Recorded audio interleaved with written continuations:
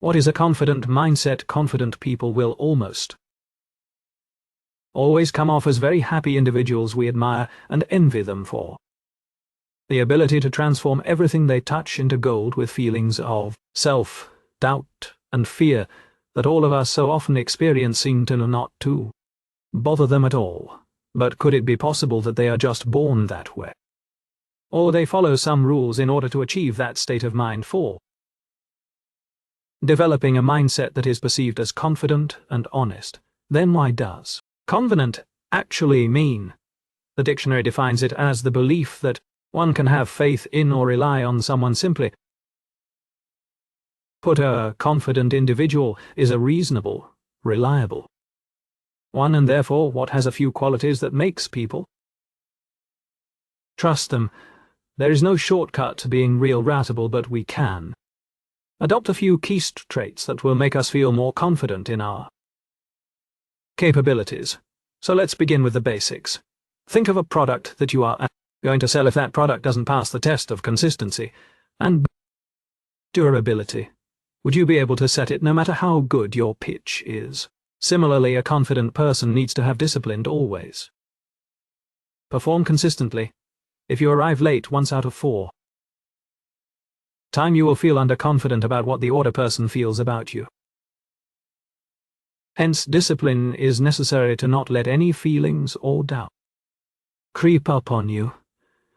The fear is internal and is necessary.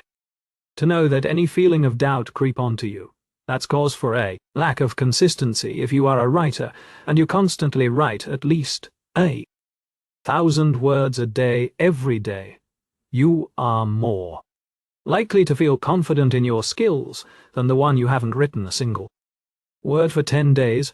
Similarly, any routine that develops your creativity even a teeny bit will help in overcoming self-doubt and makes you feel more confident.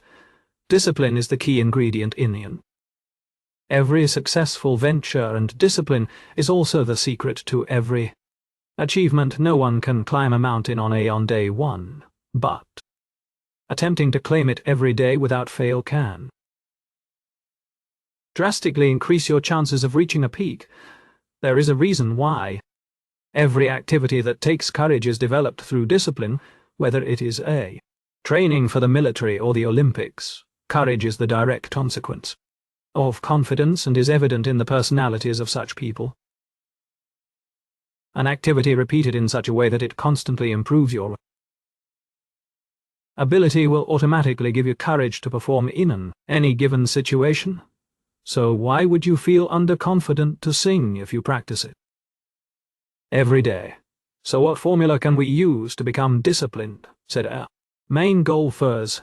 Think about what you ultimately want to achieve through a routine. The main goal is the real motivator to your effort, so keep that in mind clearly. If possible, click a picture of it or write it down on a piece of paper and stick in a wall that you see most.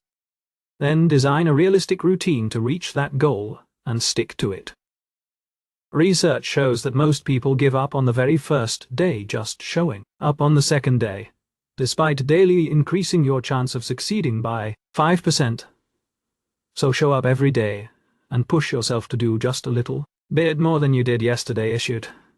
Heard though, nothing great comes easily. So if it doesn't hurt, then push harder, and that feeling will assure you that you are improving. If on the first day you ran for 1,000 meters and 20 minutes, on the next day try 300 meters more in the same time.